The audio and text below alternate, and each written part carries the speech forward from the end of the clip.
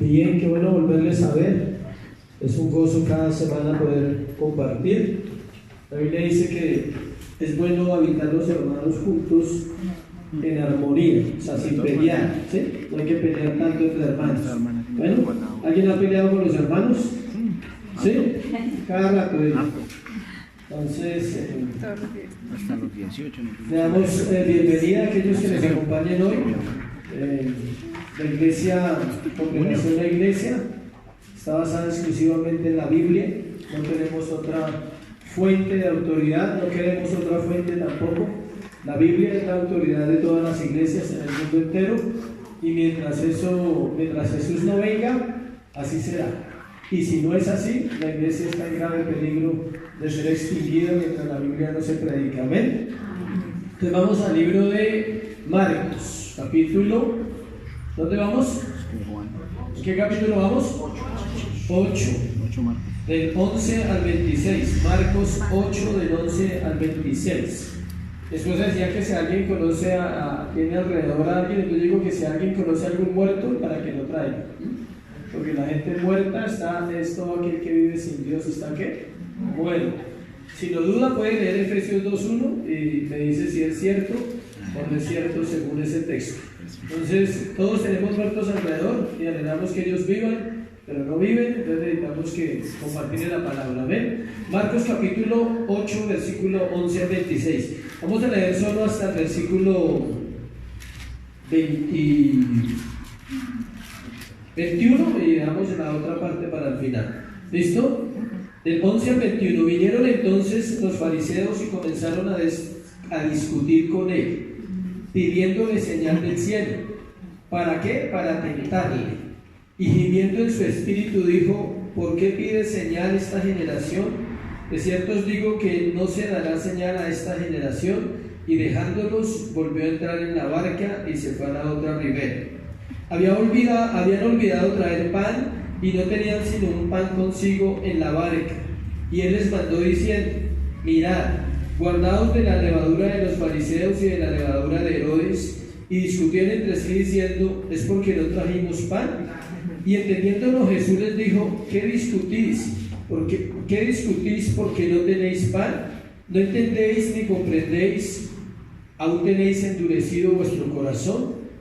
Teniendo ojos no veis, teniendo oídos no oís, y no recordáis cuando partí los 5 panes entre 5,000, ¿cuántas cestas llenas de los pedazos recogisteis? Y ellos dijeron 12. Y cuando los 7 panes entre 4,000, ¿cuántas canastas llenas de los pedazos recogisteis? Y ellos dijeron 7. Y les dijo: ¿cómo? ¿Aún no entendéis? Cierre sus ojos y vamos a orar. Padre, hoy te damos gracias por tu palabra, Señor.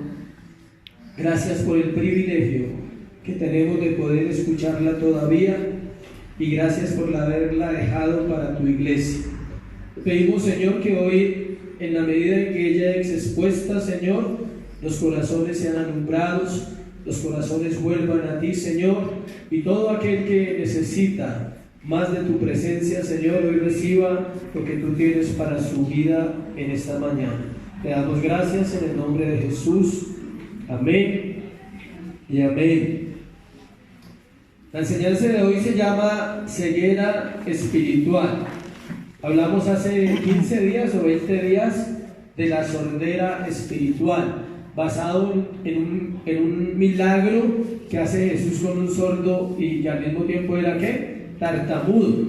Hoy vamos a hablar de otra parte importante en la vida del creyente, es la parte si el creyente ve, cómo ve, si ve claramente o si ve a medias, si realmente puede decir que tiene un concepto claro en todas las cosas que Dios anhela que la tengamos. Y para eso es importante lo que estamos haciendo los jueves, de enseñar la doctrina. La Biblia, la iglesia necesita la doctrina para conocer. A través de la doctrina viene el conocimiento de los conceptos básicos de la vida cristiana, como la salvación, el perdón, el arrepentimiento, la obra de Jesús en la cruz del Calvario, el juicio eterno, el cielo, el infierno. Todas esas doctrinas tienen que ser predicadas a la iglesia. Si no se predican, entonces la iglesia se vuelve una iglesia mística y religiosa, de personas que van cada semana a un lugar, pero no saben ni a qué van, no entienden a qué van. Cuando los hombres nacemos ciegos. ¿Sí saben eso las mujeres? Claro. Un niño no ve. Cuando un niño nace, él no ve plenamente, él no logra identificar. Es más, los colores todavía no los logra distinguir. Hasta unos días más adelante es que él empieza a ver claramente. Los estudiosos dicen que, o los médicos en este caso, que debido a que él está en un recinto interno donde no hay luz, es el vientre de la madre, el choque con la luz hace que al instante él no vea nada. Más adelantico él va a ver y va a entender muchas cosas, pero en el momento él no reconoce ni quién es la mamá, ni quién es el papá, ni quiénes son los hermanos, nada. O sea, él simplemente nace, pero los seres humanos aún físicamente nacen con problemas ¿de qué? De visión. El bebé no puede ver claramente nada. Y escuchen, no solamente el hombre nace ciego físicamente, sino también nace ciego ¿qué? Espiritualmente. El hombre no logra entender muchas cosas que va a vivir. Por eso la importancia de formar a los chicos, a los niños. Por eso la importancia de que ellos conozcan la palabra desde pequeños, porque eso va a traer un grado de luz, y en el momento en que ellos tengan que enfrentar el pecado, por lo menos tienen de dónde ¿qué? Agarrarse. Una persona que nunca ha escuchado la palabra no sabe si está pecando o no está pecando, y de hecho pues está perdido. En cambio, los muchachos que han sido instruidos en la palabra, ellos en el momento en que se separan de Dios, tenemos la esperanza que al menos digan en su mente y en su corazón, en algún momento digan: estoy separado de algo, o sea, algo le quedó, algo aprendió. La naturaleza caída no le deja ver ni comprender claramente al hombre el plan de redención que Dios tiene para él. Hay un plan perfecto de redención en la Biblia, desde Génesis a Apocalipsis. De hecho, ese es el principio más importante para la lectura de la Biblia, que toda persona logre entender el plan de redención en Génesis, en Jueces, en Salmos, en Proverbios, en todo lado se habla ¿de qué? De la salvación.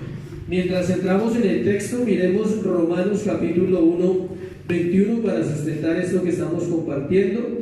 Romanos capítulo 1, versículo 21. Dice: pues habiendo conocido a Dios, no le glorificaron como a Dios, ni le dieron gracias, sino que se envanecieron en sus razonamientos, y su necio corazón fue entenebrecido. El apóstol Pablo está hablándole a la iglesia de Romanos y dice que el hombre tiende a no glorificar a Dios, a no darle gracias por nada. El ser humano es muy desagradecido. Nos cuesta reconocer que todos los días, absolutamente todos los días, vivimos por la gracia de Dios. Respiramos por la gracia de Dios. Comemos porque Él nos ha dado salud. ¿Cuánta gente no puede comer? Porque no puede. Puede tener el dinero, la comida, pero no puede, no tiene su salud. Entonces aprendamos a ser agradecidos. Y Romanos 3:23 es otro texto que dice lo siguiente, dice: por cuanto todos pecaron y están destituidos de la gloria de Dios.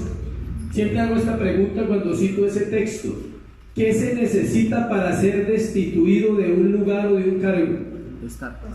Ser constituido primero. O sea, usted no puede destituir a un senador si no es senador, nunca. El señor senador fue destituido, pero es que nunca fue senador, entonces no lo destituyeron. ¿Qué quiere decir este pasaje, Pablo? Dice: todos nosotros nacemos en el corazón de Dios. Cuando venimos al mundo entramos a una naturaleza caída y una naturaleza de pecado, lo cual nos destituye de Dios, y en su misericordia Él tiene que volver a llevarnos a nacer de nuevo, a empezar una relación con Dios y a empezar un nuevo caminar, una naturaleza nueva que nos lleva a comprender claramente lo que Él quiere enseñarnos. Para algunos esta ceguera es temporal, escuche, para algunos, gracias a Dios. La ceguera espiritual para algunos es ¿qué? Temporal, porque llegarán a Dios. Inclusive la gente que está en el mundo, algunos están en una ceguera ¿qué? Temporal, porque algunos están destinados para ser salvos. Para otros será una ceguera permanente. Todo aquel que se va a perder vivirá en una ceguera ¿qué? Permanente, y luego entrará en una oscuridad eterna, absolutamente. Y en este caso, ¿quién puede hacer la obra? El Espíritu Santo. Él es el que abre el entendimiento de la persona, Él es el que pone el querer como el hacer por la buena voluntad de Dios, Él es el que puede dirigir una vida hacia Dios. Hace años escuchaba la frase, cuando yo volví a Dios, o sea, no podemos volver, nadie puede volver a Dios. Es más fácil decir, cuando Dios tuvo misericordia y se atravesó en mi vida y me encontró, entonces mis ojos fueron abiertos. Siempre me impacta la historia del ciego, de otro ciego que no vamos a estudiar hoy, de la Biblia, cuando él dice, le preguntan los fariseos, ¿quién te abrió los ojos? Y él dice, yo no sé quién fue. Digo, pero yo sí sé una cosa, que era ciego y ahora veo. Eso me fascina esa oración, decirle a Dios, yo era ciego pero ahora veo. Juan 12:46 habla un poquito de la luz. El Señor mismo se identifica como la luz del mundo. Él lo dice claramente ahí en ese texto de Juan 12, versículo 46. Yo, la luz del mundo, yo la luz he venido al mundo, para que todo aquel que cree en mí no permanezca en tinieblas. Jesús está hablándole en ese momento a un pueblo y le dice, yo soy la luz del mundo. También lo dice en Juan 8:12, el que cree en mí ya no andará en tinieblas, sino que tendrá la luz de la vida. O sea, cuando una persona recibe luz, sencillo, cuando Cristo viene a su corazón y empieza un proceso de revelación progresiva, que eso lo vamos a ver en la escuela. La revelación progresiva, ¿qué quiere decir? Que cada creyente tiene lo que necesita de Dios. ¿Y quién sabe lo que necesita? Pues Él. O sea, usted no sabe lo que necesita, ni yo sé lo que necesito. Creemos saber lo que necesitamos, pero no lo sabemos. Casi siempre las necesidades que nosotros anteponemos son incorrectas. En cambio, Dios sabe cuál es mi necesidad y de acuerdo a la revelación progresiva, escuche, Dios no le puede demandar a un creyente que llega hoy a la iglesia lo mismo que le demanda a una persona que lleva muchos años sirviendo. Él tiene un trato diferente, y no estoy hablando de un maltrato, sino de un trato de gracia, de misericordia, de revelación, donde la persona va madurando para caminar con el Señor y poder ser fiel a Él. Es claro que nacemos en tinieblas, y si no venimos a Él, permaneceremos así toda nuestra vida. Este es el caso de los fariseos que están acá, y ahorita vamos a entrar al texto, quienes fueron confrontados por la luz, pero amaron más las tinieblas que la luz, porque sus obras eran ¿qué? Malas. Juan capítulo 1, capítulo 2, capítulo 3, hasta el capítulo 21. ¿A quién le gustaría conocer a Jesús? ¿A nadie? A mí sí me gustaría conocerle más, porque no le conocemos como Él dice que debe ser conocido. Lea el libro de Juan detenidamente, 21 capítulos, y solo habla ¿de quién? De Jesús. No se te va a aparecer en el cuarto, lo siento, no funciona así. No va a llegar al cuarto a decirte yo soy Jesús y te voy a enseñar a vivir. No, dejó la Biblia. 21 capítulos es suficiente. ¿Cuánto nos demoramos predicando Juan? 1 año y 2 veces predicamos Juan. Y pudimos, o por lo menos yo aprendí a ver un poquito mejor a Jesús en 21 capítulos. Espero que usted también recuerde todos esos sermones. Mateo 21, 31 al 32. Mateo 21, del 31 al 32.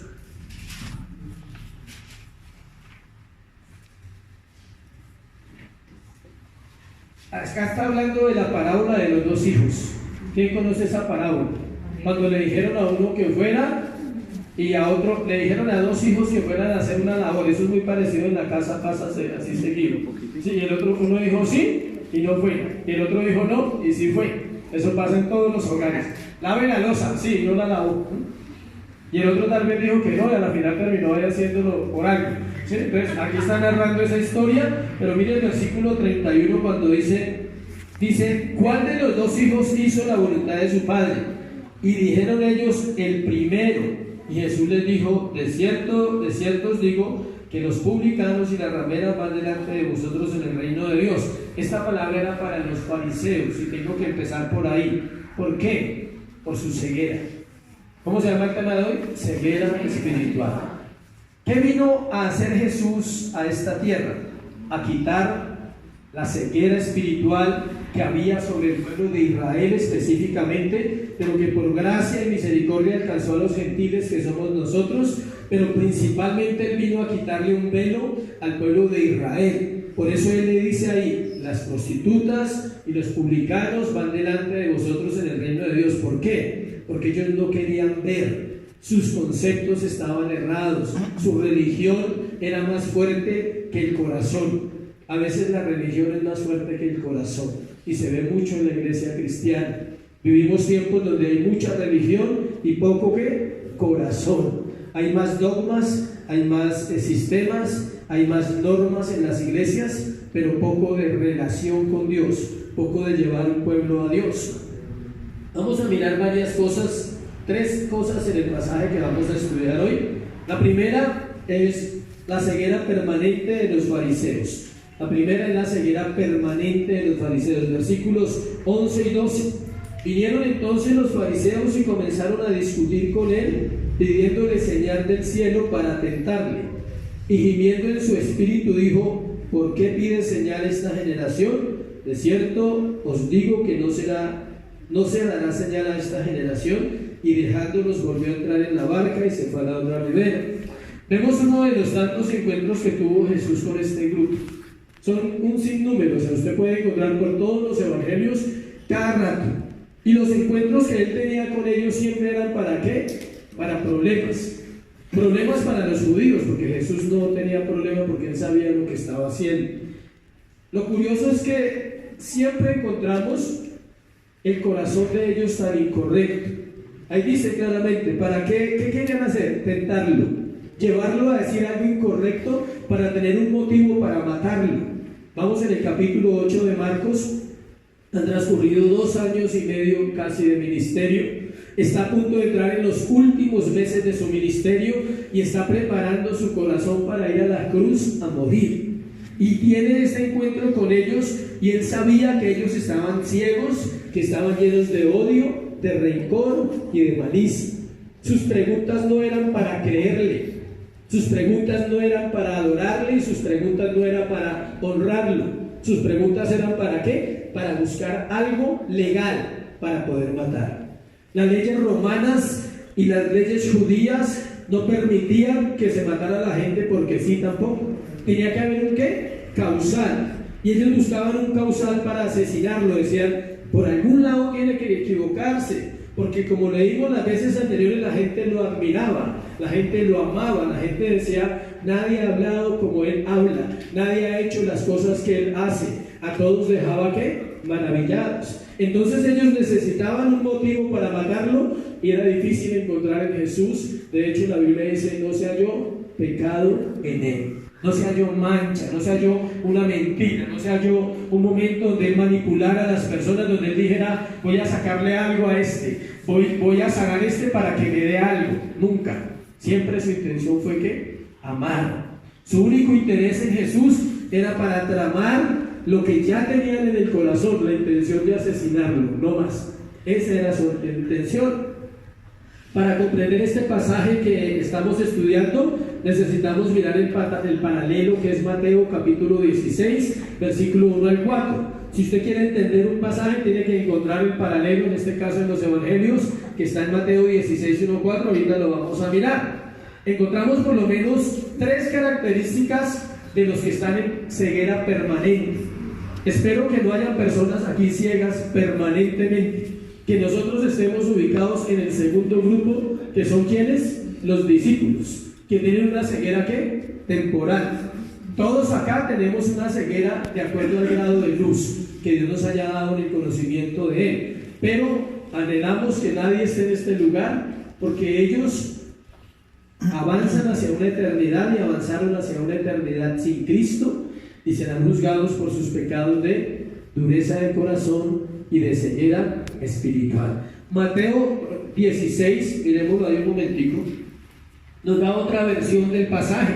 Mateo 16 nos dice otras cosas, desde el 1 al 4. Dice, vinieron fariseos y saduceos. Marcos no habla de los saduceos, Mateo sí, él sí nombra a los saduceos. Estos 2 grupos eran opuestos, escuchen sus creencias, pero se habían unido para planear cómo destruir a Jesús. Eso es como cuando usted tiene 2 enemigos que no se hablan, pero se unen porque usted es el enemigo. Algo así similar. se detestan, pero como tienen algo en común que es su enemistad, dicen, no, pues al menos unámonos para hacerle daño. Eso pasó con estos dos grupos. Ellos no se hablaban, tenían principios diferentes, pero tenían una causa común: querían matar a Jesús. Se habían unido para ese plan. Los ciegos, la diferencia, pronto alguno pregunta, ¿cuál es la diferencia entre los fariseos y los saduceos? Los fariseos eran un grupo religioso que se había inventado más de 20.000 normas añadidas a los 613 mandamientos que trae la ley. La ley tiene 613 mandamientos, no 10. Bueno, tengo esa buena noticia. No son 10 los que hay que cumplir. Hay 613 normas en la Biblia, del Antiguo Testamento, y ellos pusieron 20.000 más. Eran 20.613, algo así. Esos eran los fariseos. Y los saduceos no creían ni en la resurrección de los muertos, ni en la eternidad del alma, y decían que los milagros que hacía Jesús también los podían hacer los demonios. Ellos eran los que tenían esa tendencia más marcada. Entonces son diferentes los dos grupos. Te dije que íbamos a mirar tres cosas. Primero, dentro del primer punto pueden poner A. Yo le puse A, B y C. A. Los ciegos permanentes odian la luz. Por lo general, quien no reconoce la palabra de Dios como la verdad, odia la luz. Quiere vivir según sus propias opiniones. No le gusta que le digan la verdad, porque la verdad confronta. Yo sé que usted y yo nos hemos encontrado con personas que son difíciles de abordar. Y aparte de eso, menos si se trata de la palabra. Hablar con personas que están en oscuridad total es difícil. ¿Por qué? Porque ellos no quieren aceptar un poquito de guía, un poquito de dirección. La verdad libera e incomoda al esclavo. ¿Sí sabían? La verdad libera e incomoda al esclavo. Cuando alguien es esclavo de algún pecado, lo que más le molesta es que traten de hacerle ver su esclavitud, porque no está preparado para vivir libremente. Porque aún en su esclavitud quiere estar ¿qué? Cómodo. Trate de confrontar a alguien que está llevando una vida desordenada y aún en su desorden él quiere estar ¿qué? Cómodo. No se metan en mi vida, no me molesten, yo sé lo que estoy haciendo. Estos dos grupos estaban ciegos. Los primeros, ya les dije que habían inventado normas, y los segundos no creían ni en los ángeles, ni en la resurrección de los muertos, ni en la inmortalidad del alma. Versículo 11. Volvamos allá al texto de nosotros de hoy, Marcos 8:11. Vinieron entonces los fariseos y comenzaron a discutir con él, pidiéndole señal del cielo. Ellos pedían una señal del cielo, escuchen. Su ceguera era tal que no podían ver que él ya había realizado señales. Juan capítulo 3, versículo 2. Nicodemo se acerca y le dice: Rabí, sabemos que has venido de Dios, porque nadie puede hacer esas señales si Dios no está con él. Ya lo había dicho uno de los fariseos, que era uno de los pocos que se convirtió a Jesús, que era ¿quién? Nicodemo. Y ellos no veían eso. Así el Señor hubiera hecho lo que ellos querían, no iban a creer. Él había podido ser así y haber hecho algo, haber creado un pedazo de pan, ¿sí? Haber creado un caballo, un burro, algo, ¿sí? ¿Quieren ver? Miren, yo soy Dios, pero es que no funciona así ni para usted ni para mí. Esto es de fe. No creemos por vista, creemos porque Él es ¿qué? Real, porque Él habita en nuestro corazón. No comprendieron que Él era la señal más grande del cielo. Él era la señal que toda la humanidad necesitaba y toda la humanidad estaba esperando, porque Él es Dios. Cristo es Dios y es la señal que los hombres necesitan. No necesitamos más. Segundo, o B, responden a la luz con más rechazo. Los ciegos, que son ciegos permanentes, entre más se les habla, más rechazan el evangelio. Es algo que pasaba con esos dos grupos. Al igual que Faraón, ¿se acuerdan de Faraón? El que Moisés le habló. ¿Cuántas veces le habló Moisés a Faraón? ¿Cuántas? Podemos decir que 10, pueden ser 11 o 9, no estamos seguros, pero le habló muchas veces. Fue y le dijo cada vez que iba a haber una plaga: Faraón, deje ir al pueblo porque esto, y Faraón decía que no. Y la misma Biblia dice que su corazón se endurecía más, pero la Biblia aclara que el que endurecía el corazón de Faraón era ¿quién? Dios. Yo sé que a algunos les cuesta creer, pero La dureza del corazón también es permitida, ¿por qué? Por Dios. ¿Debido a qué? A que Él conoce los corazones, al que Él sabe quién es quién y cuáles son las intenciones de una vida. El versículo 12 dice, gimiendo, dice el versículo 12, y gimiendo en su espíritu dijo. Esto significa que el Señor sintió ese rechazo y sintió dolor porque sabía que ellos no volverían su corazón a ellos. Esta parte no la encontramos muchas veces en el Nuevo Testamento. Gimiendo. La palabra gemir ahí en ese texto significa dolor en el corazón. O sea, Jesús, a pesar de que lo rechazaban, a pesar de que querían asesinarlo, él en su corazón sentía ¿qué? Dolor, porque él sabía que ellos no se iban a convertir, no se iban a arrepentir y se iban a ¿qué? A perder. Las cosas no han cambiado. Jesús sigue sabiendo quién viene a los pies de Cristo con un corazón dócil, con un corazón humilde. Decía la abuelita, lleno de mañas, pero con esperanza. O sea, sí, tiene esperanza porque Dios puede corregir, pero Dios también sabe cuando alguien viene con una actitud soberbia, con una actitud como tratar de enseñarle a Dios, como tratar de decir, yo creo que Dios se equivocó, yo creo que Dios no está haciendo bien las cosas. La ceguera espiritual que ellos tenían era absolutamente por su religión, y es bueno que la iglesia sepa eso. La religión siempre ha producido ¿qué? Ceguera. Si hay algo que se debe atacar desde un púlpito todos los domingos en una iglesia, es la religiosidad. Todos los pastores deberían hacer eso en todo el lugar del mundo. ¿Por qué? Porque la religión mató a Jesús. Es por eso. No es porque uno tenga algo contra esas personas, pero son los que pueden acabar a Jesús en una congregación. Los religiosos. ¿Qué son religiosos? Los que vienen y se sientan cada semana, pero en sus casas no viven a Cristo. En sus casas no buscan a Dios. En sus casas practican todo lo contrario a lo que aprenden un domingo. Dicen amén y aleluya, pero en la casa maldicen y gritan. Pero en la casa sus principios no están establecidos en la palabra de Dios. Eso se constituye en un ¿qué? Religioso. Todo el que desobedece la palabra y que tiene constante contacto con ella, no el que no la tiene. Dios o Jesús le da más duro a ese grupo de personas en la Biblia que a los perdidos, perdidos. Y lo nombra varias veces en la Escritura.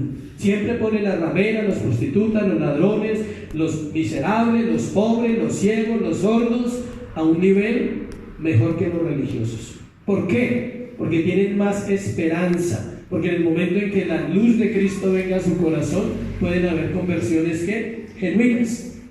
El Señor pregunta que por qué piden esta señal. Ahí dice, ¿por qué pide señal esta generación? Ellos habían contaminado la generación con sus enseñanzas. Jesús les dice, ¿ustedes por qué están pidiendo una señal? Pero Él se lo decía porque ellos, con su doctrina, habían contaminado toda una generación. Habían torcido la palabra y no quería que nadie escuche. Les quitara el control sobre el pueblo, al que manipulaban, engañaban y oprimían, sobre todo financieramente. ¿Se acuerdan de la purificación del templo?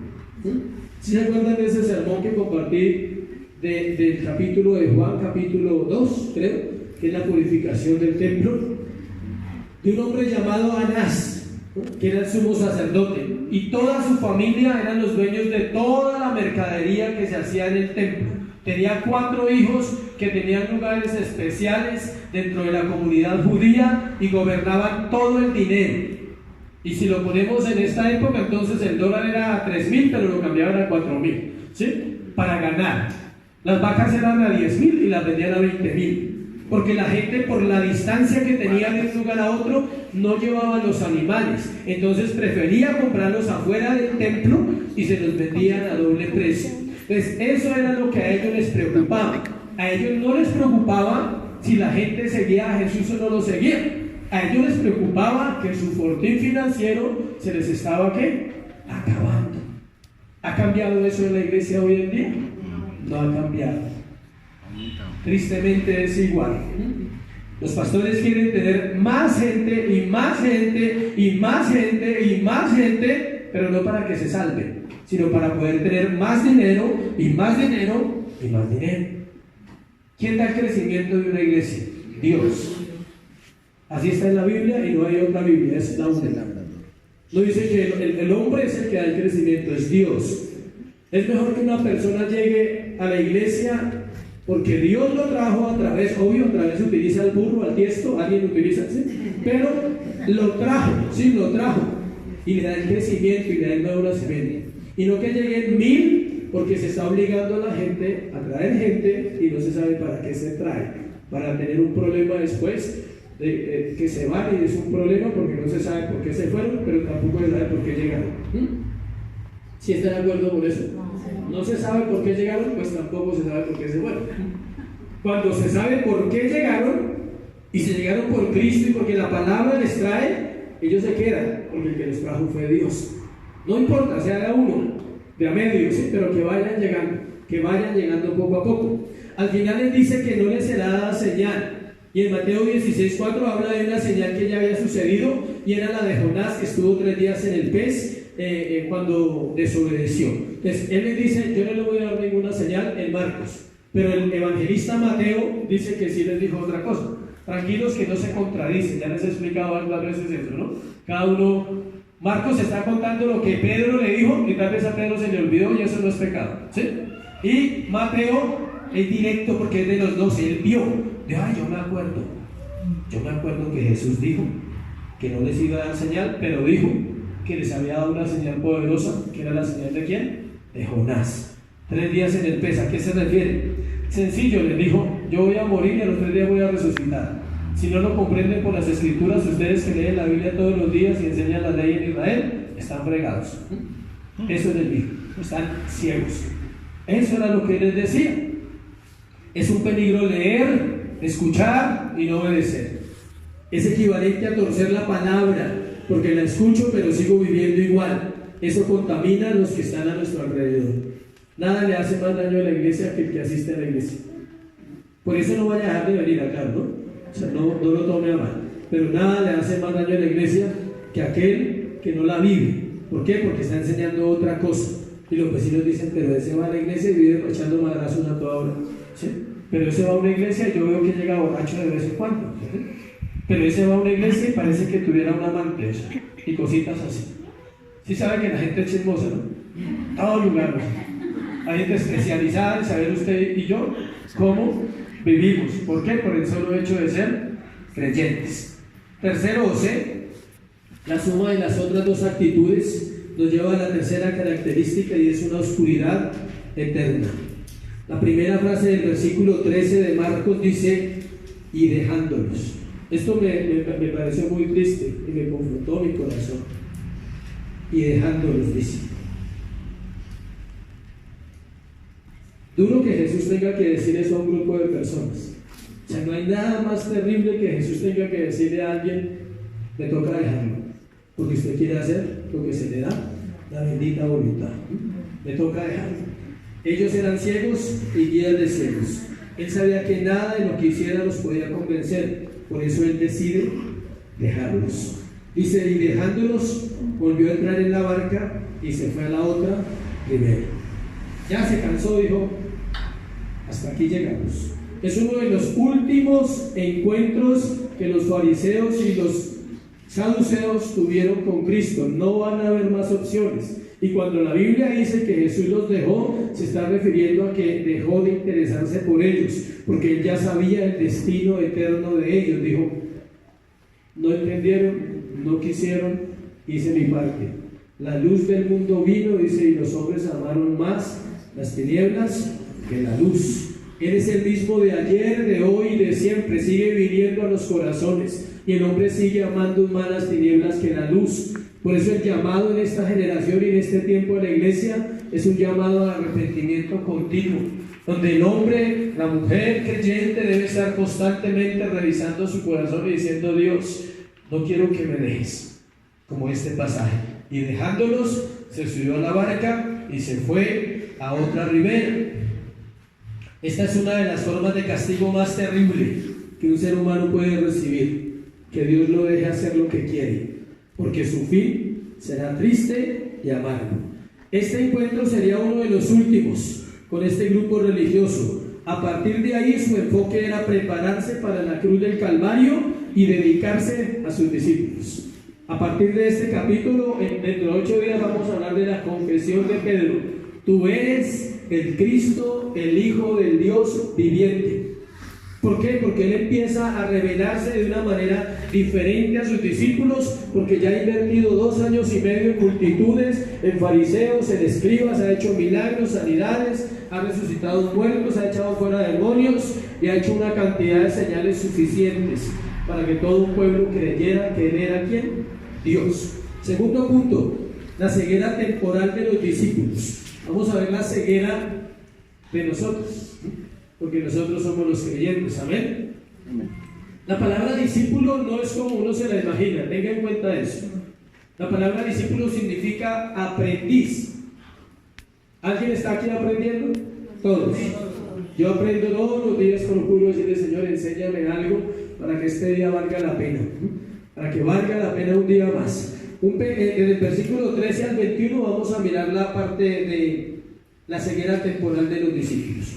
Un pequeño grupo de creyentes verdadero siempre ha sido reservado por Dios en todas las generaciones. Ellos vieron la luz y le siguieron. Los discípulos vieron la luz y le siguieron. Los fariseos vieron la luz y le rechazaron. Este grupo de discípulos no incluye solo 12. Bueno, para que no nos metamos solo en 12. ¿Listo? Incluye que todos los que habían con ellos, ¿a quién sanó? ¿A qué familiar de Pedro sanó Jesús? Yo creo que ella estaba ahí también, ¿sí? Estaba la hija de la mujer sirofenicia, estaba el leproso, estaba el paralítico. Todas estas personas, no todos, valga la redundancia, algunos se iban convirtiendo poco a poco. ¿En qué basamos esa evidencia o esa señal? En que cuando Jesús resucita, se aparece a más de 500 hermanos. Entonces hay evidencias de que muchas personas le siguieron, no todos, pero algunos fueron haciendo un gran grupo de discípulos. La palabra discípulo se escribe matetes con H. Matetes, la primera T, H. Matetes en griego y significa aprendiz. Había una diferencia entre este grupo y los fariseos. Ellos tenían una ceguera temporal. Y esto es aplicable a nosotros. Todos tenemos una ceguera temporal. ¿Por qué? Porque obvio que no logramos percibir toda la grandeza, toda la gloria, toda la dignidad y la majestad de Dios. Alcanzamos a percibir hasta donde Él nos permite, hasta donde la Escritura nos muestra. La ventaja es que era temporal, no era permanente. En la medida que iban aprendiendo más del reino de Dios, sus ojos eran ¿qué? Abiertos. El proceso de ver la realidad y verdad de los asuntos de esta vida no es automático, demanda una relación con Dios. Hemos encontrado, tengo que poner un ejemplo de mi propio hijo. Hablamos con él ahora que vino el domingo pasado y lo que es interpretar mal un versículo. Entonces mi esposa le hizo una pregunta. Ya sabe cuál es la pregunta que hace mi esposa. Ya sabe. ¿Usted necesita ayuda? Esa es la pregunta ahorita de ella, ¿sí? Y él se quedó mirando y dijo, sí, claro. Digo, pero de Dios, ¿no? Entonces le dijimos, ¿y eso por qué? O sea, ¿por qué solo de Dios? Dijo, porque maldito el que confía en el hombre.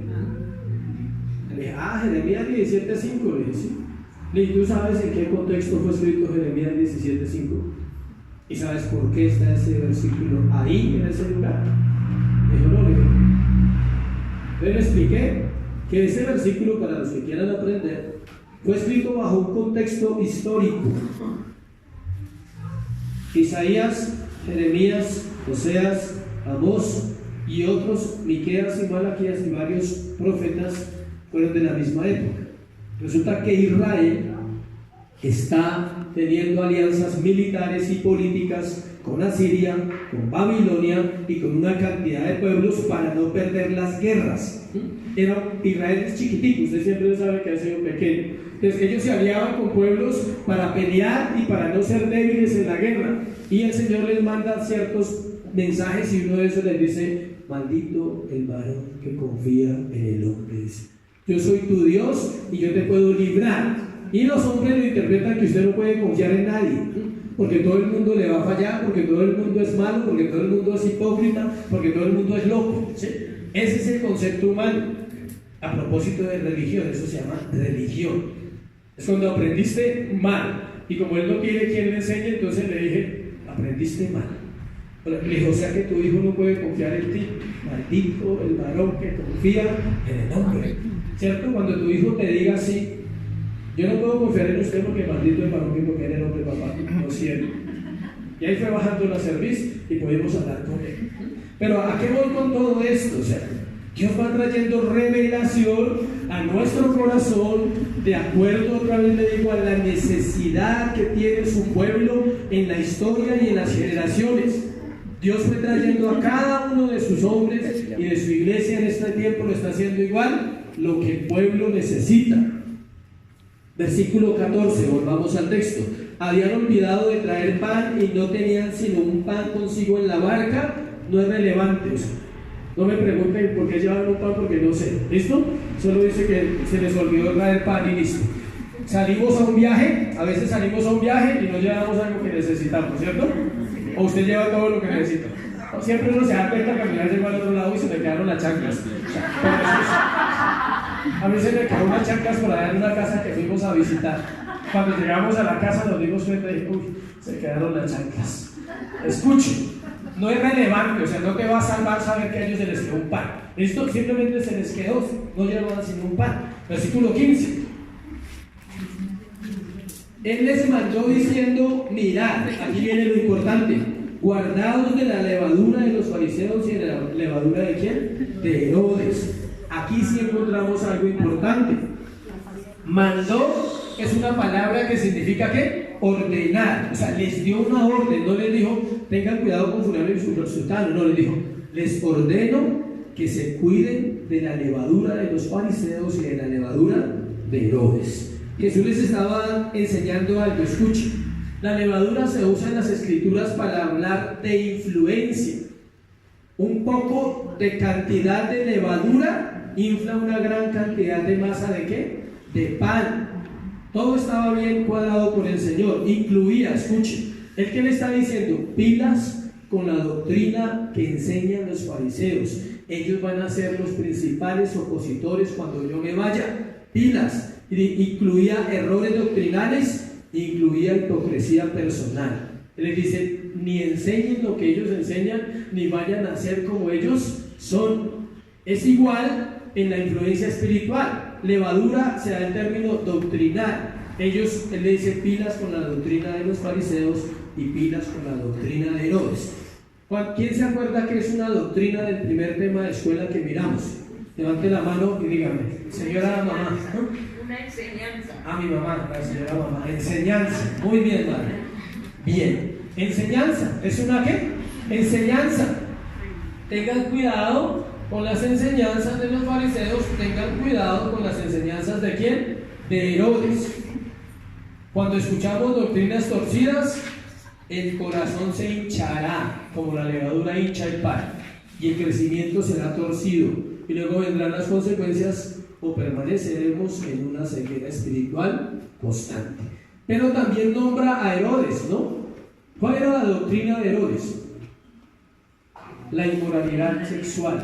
Compartí otro tema acá en Marcos capítulo 6, me parece, cuando habla de que Herodes tomó a la mujer de su hermano y se fue a vivir con ella en adulterio. Y Juan el Bautista lo confronta y por eso tienen que matar a Juan cuando la sobrina de la... Iba a decir una palabra que no se puede decir aquí, pero cuando la sobrina de la amante de Herodes pidió la cabeza de Juan el Bautista. Eso. Entonces, ¿cuál doctrina enseñaba Herodes? El libertinaje. Ellos estaban todos bajo el sistema romano y la mayoría de gobernantes de Roma eran inmorales, con hombres y con mujeres. Versículo 16, sigamos ahí. Discutían entre sí diciendo, ¿es porque no trajimos pan? Pensaban que era porque no traían pan, aún estaban ciegos. Asocia el 14, el 16 y miren la mitad el 15. 14, se nos quedó el pan. 15, les habla de la doctrina. 16, no trajimos pan. Están ciegos. Así es uno. Pero así es uno. O sea, Dios le habla en un verso y usted lee otro y termina el otro y no entiende nada. Ellos estaban así. Versículo 17. Y entendiéndolo, Jesús les dijo. Versículo 17. Les hace ver que su discusión no tiene sentido, que no se trata si se les quedó el pan o si no trajeron pan. Él está comprendiendo, Él les dice, ustedes no están comprendiendo lo que yo les estoy enseñando. Por eso al final del 17 dice, no entendéis ni comprendéis, aún tenéis endurecido vuestro corazón. La ceguera se asocia mucho con la dureza. A veces sí hemos visto y a veces sí tenemos claro en nuestro corazón, pero nos cuesta ir a arrepentirnos y decirle, Señor, realmente yo te necesito. Les hace ver que su discusión era una pérdida de tiempo. Es importante comprender lo que el Señor nos enseña en su palabra cada día. Había un velo en ellos, pero gracias a Dios era ¿qué? Temporal. El velo en los discípulos era temporal. El mismo Jesús se lo dice, ya se lo compartí al final 17, versículo 18. Teniendo ojos, no veis, teniendo oídos, no oís, y no recordáis. Ahí les dice, dejémoslo hasta ahí. ¿A qué se refería cuando le decía todas estas cosas? Se refería a todas las palabras que le decía a los fariseos en cada confrontación que tenía con ellos. Cada vez, escuchen, que él se ha encontrado con este grupo de religiosos, ha tenido un privilegio y una oportunidad a los discípulos de aprender. Siempre les enseñaba algo. Decía, miren cómo son, miren cómo hacen, miren cómo le imponen carga a los hombres, miren cómo se comportan ellos. Y él les dice, ¿no han visto todos estos 2 años y medio todo lo que les he enseñado y no quieren entender? Un poquito de Herodes, porque ahí habló de Herodes, que representaba la vida inmoral, ya no vamos a pasar por ahí. Ellos aceptaban todo tipo, Herodes y los fariseos, unos prácticas inmorales, otros prácticas religiosas, porque todo eso tenía que ver con el sistema romano. Versículo 19. Cuando partí los 5 panes entre 5,000, ¿cuántas cestas llenas de los pedazos recogiste? Ellos dijeron, ¿qué? 12. Y luego le habla de los 4,000, que fueron 7. Hace 8 días hablamos del pasaje de los 4,000. Aquí deja claro que son 2 milagros diferentes por si alguien tiene dudas. El de los 5,000 no es el mismo de los 4,000. El Señor en este verso le recuerda cómo ha hecho milagros de los panes y de los peces 2 veces en diferentes lugares, uno para judíos, otro para gentiles. Pero lo importante no es eso. Miren lo importante cuando dice acá. Ellos dijeron 7, les dijo, ¿cómo? ¿Aún no entendéis? Otra vez le recalca, versículo 20-21, cada cosa que hacía para ellos, la enseñanza era personal. Jesús les amaba, les mostraba con cada acto que ellos habían sido escogidos para una tarea especial. Cuando Él les recuerda lo siguiente, Él les dice, ¿cuántas cestas recogieron cuando hice el primer milagro de los 5,000? ¿Cuántas? 12. ¿Cuántos habían? 12. Y en la segunda le dice, ¿cuántas cestas recogiste?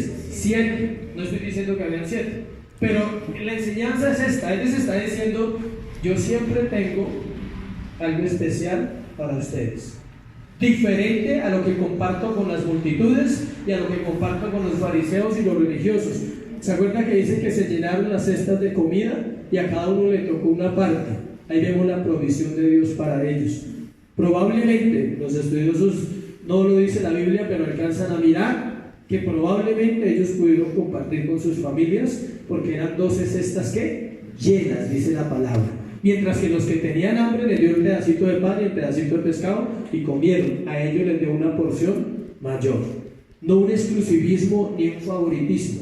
Simplemente les está mostrando y dice, ustedes tienen que prepararse para una tarea especial que tengo y no dejen de mirar, o sea, no dejen de observar cada detalle, cada vez que yo hable, cada vez que haga algo, cada vez que diga una palabra, que comparta un sermón, por favor no dejen de ¿qué? De mirar.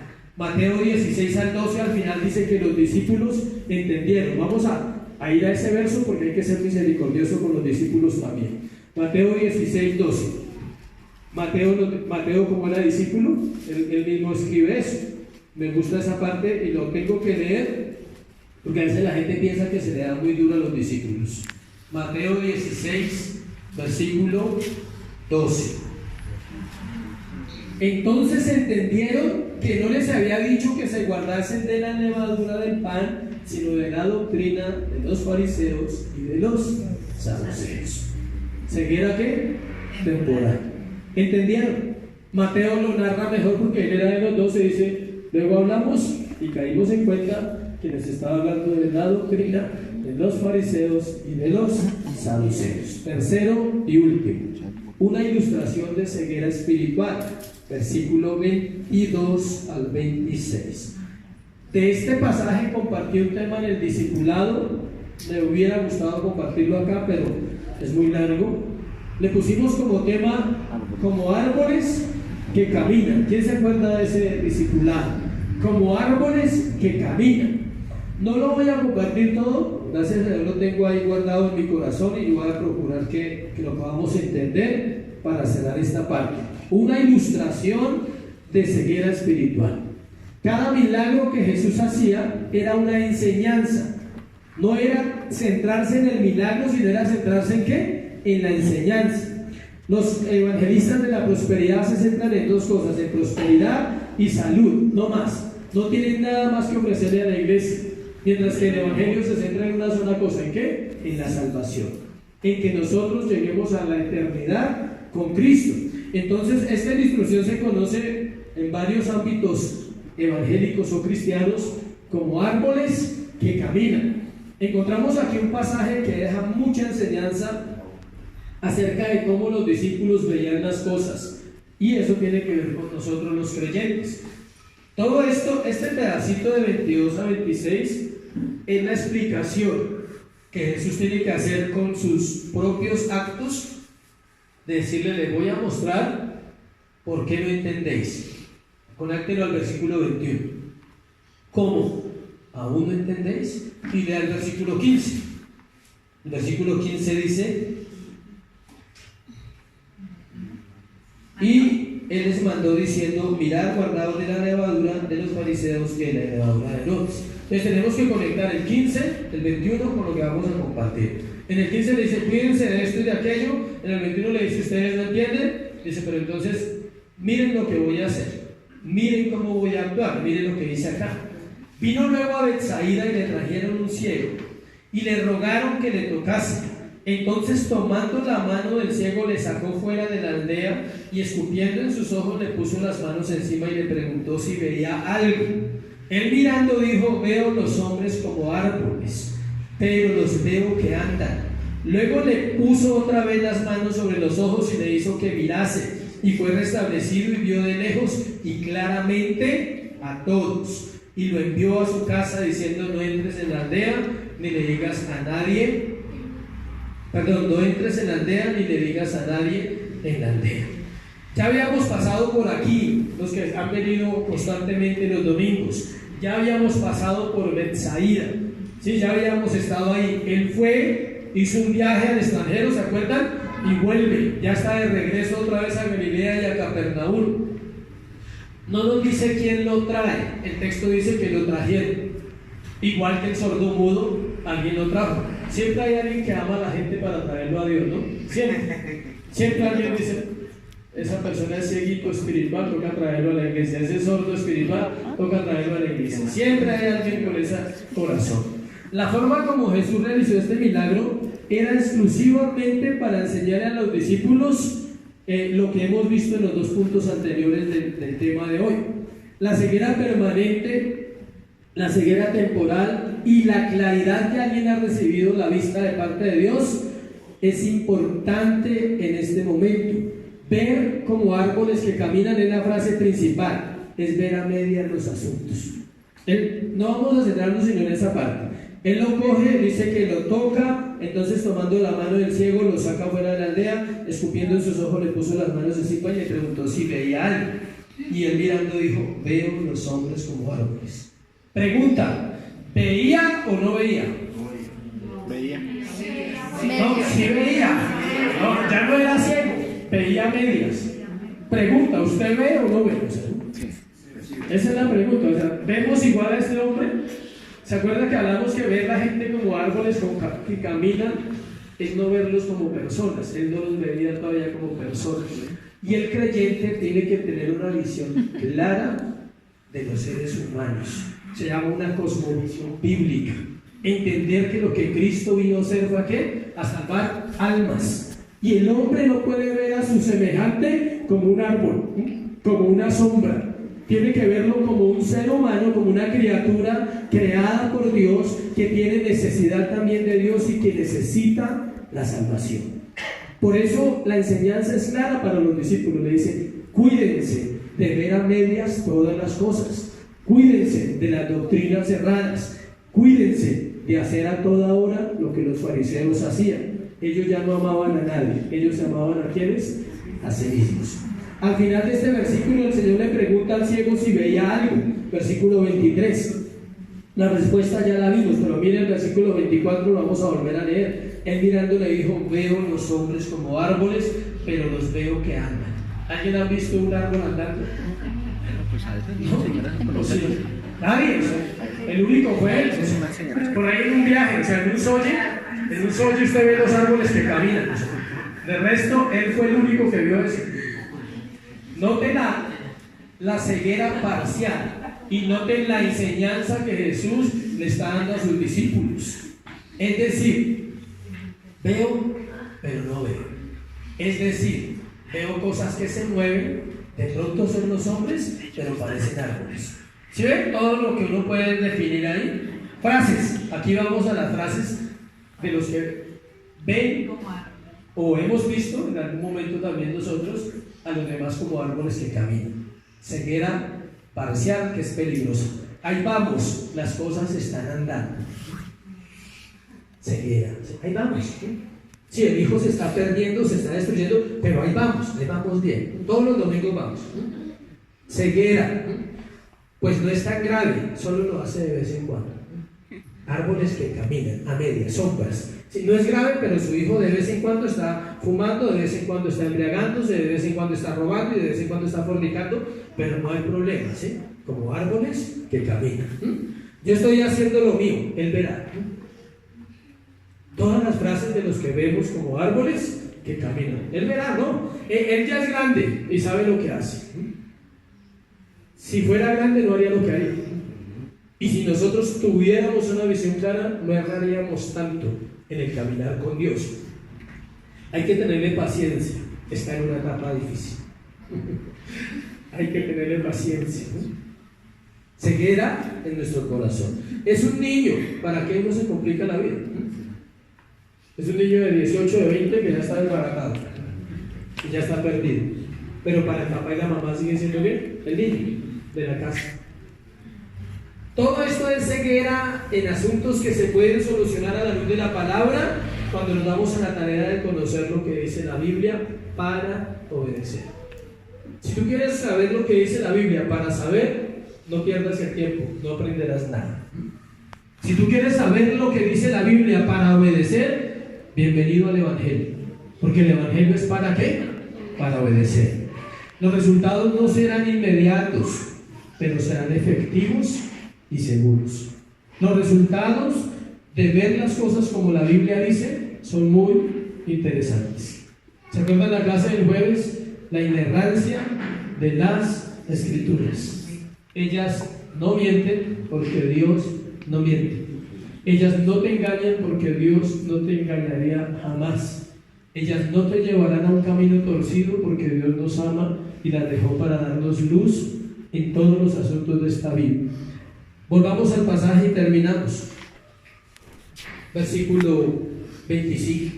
Luego le puso otra vez las manos sobre los ojos y le hizo que mirase. Y fue restablecido y vio de lejos, ¿y qué? Claramente a todos. ¿A quién vio claramente? A todos. Es el valor de cada alma. Es el valor de cada persona. A todos. Ricos, pobres, locos y cuerdos, ¿sí? De cerca de nosotros, lejos de nosotros. Es el valor. Dios dice, Él tiene que aprender a ver claramente ¿qué? Todo. Los discípulos tenían que aprender a ver claramente todo. Los 12 discípulos en los siguientes 30 años poblaron la tierra del Evangelio. Llegaron hasta la India y hasta África. Tomás llegó hasta África, hasta la India y África. Todos los 12 fueron hombres que se podría decir, se abrieron el territorio predicando el Evangelio. Y por eso le dice que dio claramente ¿a quién? A todos. Le está diciendo el Evangelio es para todos, pero no todos son salvos, ¿no? Esa es la noticia. Son aquellos que creen en Jesús. Y lo envió a su casa diciendo: no entres en la aldea ni lo digas a nadie en la aldea. Dice que no quería que hubiera más fama, más escándalo, ya era suficiente de fama, ya lo habían reconocido, lo querían hacer rey, querían ponerlo como político, querían votar por él en las siguientes elecciones, algo así. Sí, ya querían votar por Jesús para que fuera emperador de Roma.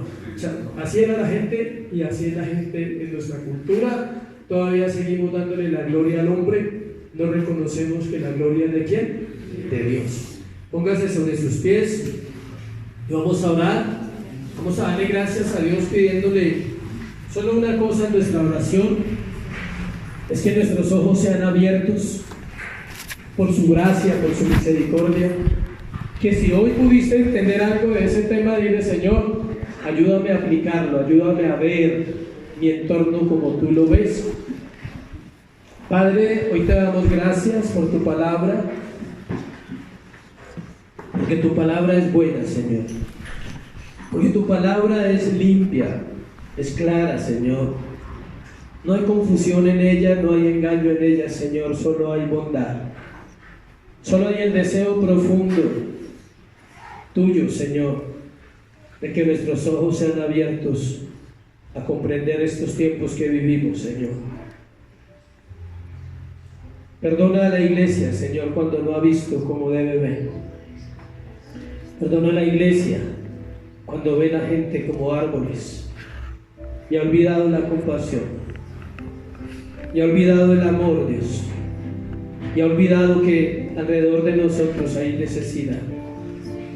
Perdónanos cuando la iglesia actúa como los fariseos, solo sabiendo normas y enseñanzas y tratando de cargar a los demás con algo que no pueden llevar, juzgando pero nunca evaluándose, Dios, nunca mirando hacia adentro el corazón y diciendo: falta compasión en mi alma por esta generación, falta compasión en mi vida por esta juventud que está destruida, falta compasión con los míos, al menos para decirles la verdad, aunque cueste quizás una relación, aunque quizás pierdas un saludo, aunque quizás pierdas una relación entre comillas, pero no te imaginas cuánto bien hace la verdad, porque la verdad trae libertad.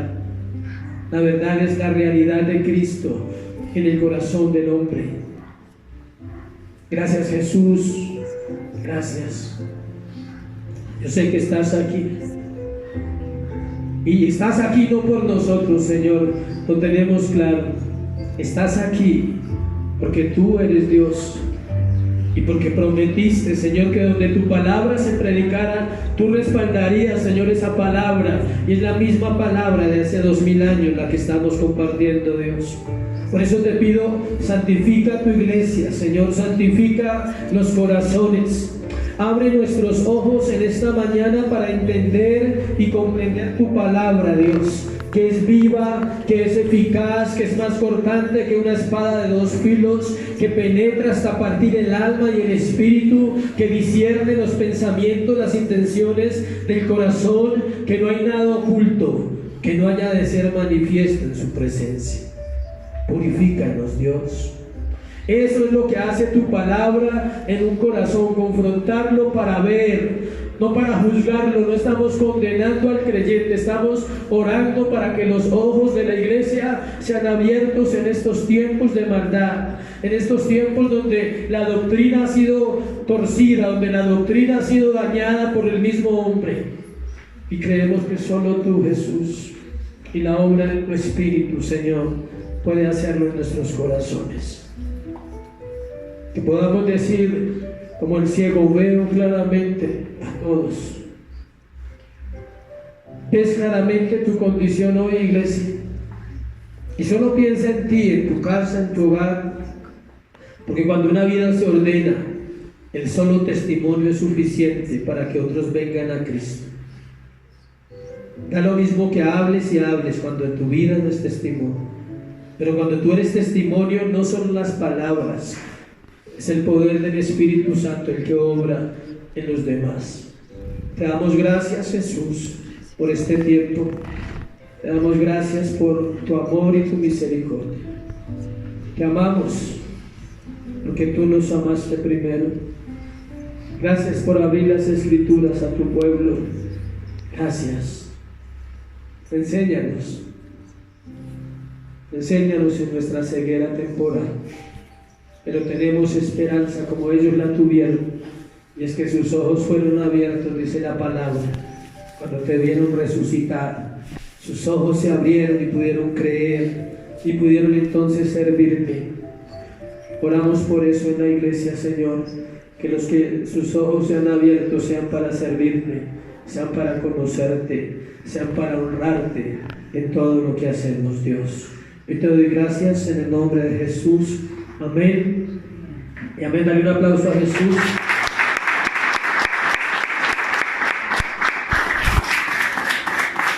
Dios les bendiga, Dios les guarde.